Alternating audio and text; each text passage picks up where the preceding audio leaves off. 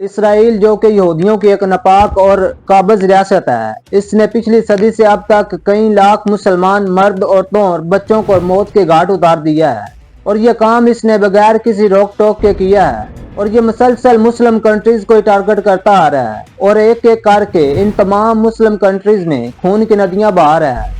इतनी खून रेजी और तबाही के बावजूद इस पर किसी आलमी तंजीम, ह्यूमन राइट्स या आलमी अदालत का कोई खास दबाव नहीं है, बल्कि ये तंजीमें बजाय इसके कि इसराइल की गुंडागर्दी को रोकें, ये इसराइल को सपोर्ट करती दिखाई देती हैं। इसकी वजह यह है कि इसराइल दुनिया की इकोनॉमी को कंट्रोल कर रहा है और इन तमाम तंजीमों को फंडिंग करता है और यही वो वजह है कि इस पर किसी भी आलमी तंजीम का कोई दबाव नहीं है।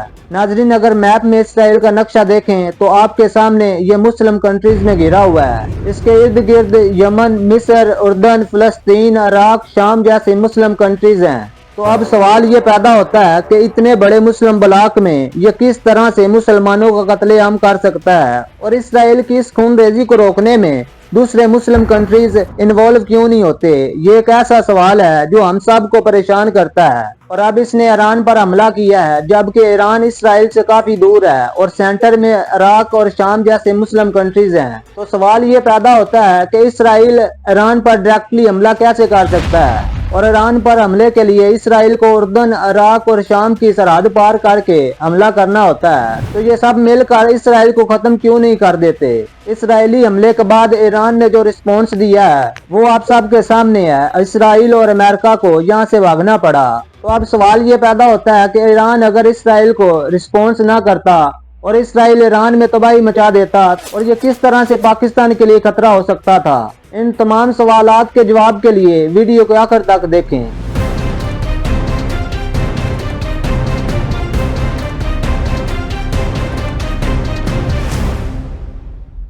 अस्सलाम वालेकुम नाजरीन, इसराइल की बाउंड्री उर्दन से मिलती है और उर्दन की शाम से और शाम की बाउंड्री सरहद इराक से मिलती है और इराक की सरहद ईरान से मिलती है और ईरान के बाद पाकिस्तान के एरिया शुरू हो जाता है। इससे ये बात कन्फर्म होती है कि इराक, ईरान और पाकिस्तान पर इसराइल डायरेक्टली हमला नहीं कर सकता क्योंकि इनकी सरहद इसराइल से नहीं मिलती और इन पर हमला करने के लिए और अपनी फौज को यहाँ उतारने के लिए जरूरी है कि वो पहले उर्दन और शाम पर हमला करे और वहाँ अपना कंट्रोल कायम करे और उसके बाद ईरान और पाकिस्तान पर हमला करे। और अब इसराइल ईरान पर हमला कर रहा है, इसका मतलब है कि उर्दन, इराक और शाम पर इसराइल अपना कंट्रोल कायम कर चुका है। जब किंग हुसैन के साथ उर्दन और इसराइल का अमन मायदा हुआ तो इसराइल ने बराह रास्त शाम की सरहद तक अपना असर और रसूख कायम कर दिया और वहां अपनी गैर कानूनी सरगर्मियां शुरू कर दी और शाम में मौजूद हाफिज अल असद रुकावट बन गए और शाम में 14 साल और 3 माह तक खाना जंगी का माहौल पैदा किया जाता है। इसी दौरान शाम की फिजा और आर्मी को मुकम्मल तौर पर तबाह कर दिया जाता है और मुल्क कर्जे में डूब जाता है। भाई भाई का गला काटता है। उर्दन इसराइल के साथ अमन मायदा जारी रखते हुए कोई रुकावट नहीं बनता और बिलाखिर बशार अल असद की हुकूमत खत्म हो जाती है और इक़्तिदार पर कोई और कब्जा कर लेता है। और अब इसराइल जंगी तैयारे जब चाहे शाम की ईंट से ईंट बजा देते हैं और अहले शाम सिर्फ बेकसी की आंखें भरते हैं और मजबूर हो जाते हैं और बिलाखिर मुल्क शाम में इन यहूदियों और अमरीकियों का असर और रसूख बढ़ जाता है। नाजरीन, अब ईरान और पाकिस्तान तक पहुंचने के लिए दरमियान में इराक का मुल्क रुकावट बन जाता है। यहूदों ने सारा एक बार फिर अपनी मकारी और साजिशें शुरू कर देते हैं। इराक को पहले असला दिया जाता है और उसके बाद खूनी इनकलाब बर्पा करवाया जाता है। ईरान और इराक को आपस में लड़ाया जाता है और एक तारीखी खून रेजी होती है। ये खून रेजी तकरीबन 8 साल तक जारी रहती है। ना कोई फातेह होता है और ना कोई मफ्तू और ये दोनों मुस्लिम कंट्रीज आपस में हालते जंग में रहते हैं। तो इसी दौरान इसराइल अपने जंगी जहाजों के जरिए तमूज के न्यूक्लियर प्लांट पर बमबारी करके इसे तबाह कर देता है और बहाना यही बनाता है जो अब ईरान पर हमले के लिए बनाया था कि न्यूक्लियर प्लांट से इसराइल की अमनो सलामती को खतरा है। इसके बाद इराक की कुवैत के साथ जंग करवाई जाती है और जब इराक की आर्मी कुवैत की सरहद क्रॉस करती है तो अमेरिका पूरी दुनिया को लेकर इराक पर हमला कर देता है और एक बड़ी तबाही मचाता है। और इसी दौरान इराक में सदर सद्दाम हुसैन इन अमरीकियों के खिलाफ खड़े हो जाते हैं और इराक को अमरीकी कब्जे से बचा लेते हैं और इराक एक बार फिर से डेवलप होना शुरू हो जाता है। नाजरीन, अब 2003 में इसराइल अमेरिका को कायल करता है कि इराक ऐसे वेपन्स हथियार बना रहा है जो बड़े पैमाने पर तबाही फैला सकते हैं, और इराक बार बार यही यकीन दहानी करवाता है कि ऐसी कोई बात नहीं, और इराक आलमी अदारे को मुकम्मल रसाई देता है ताकि वो ये पता लगा सकें कि इराक में कोई न्यूक्लियर वेपन तैयार नहीं हो रहे। लेकिन इराक की इन तमाम यकीन दहानियों को ठुकरा कर इराक पर हमला कर दिया जाता है। बजाय कि मुसलमान इराक का साथ देते, शिया मलेशिया हरकत में आते हैं और एक बार फिर से भाई भाई का गला काटता है, और इराक की फौज और फजाइया मुकम्मल तबाह कर दी जाती है।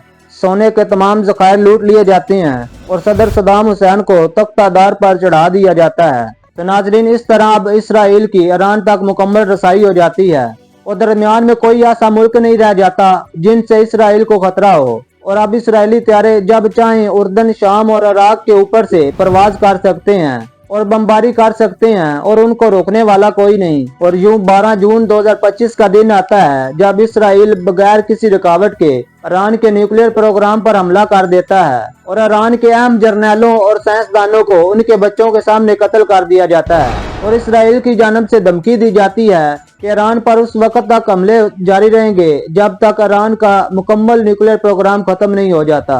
और अब ईरान पर हमले का वही बहाना बनाया जाता है जो इराक पर हमले के लिए बनाया गया था कि इसराइल की अमनो सलामती को ईरान से खतरा है। इसराइल का वजीर दफा धमकी देता है कि ईरान ने अगर जवाबी दफा का हक इस्तेमाल किया तो तेहरान को खत्म कर दिया जाएगा। मगर इसके बाद दुनिया ने देखा कि ईरान की तरफ से जवाबी हमले किए गए और ये हमले बड़े हावी थे, जिसमें इसराइल को पता ही नहीं चला कि हमले कहां से हो रहे हैं। उनके 5th जनरेशन के जदीद जंगी तैयारे F-35 गिराए गए और इसराइल के डिफेंस सिस्टम को तबाह कर दिया गया और बहुत सी एयर बेसेस को निशाना बनाया गया।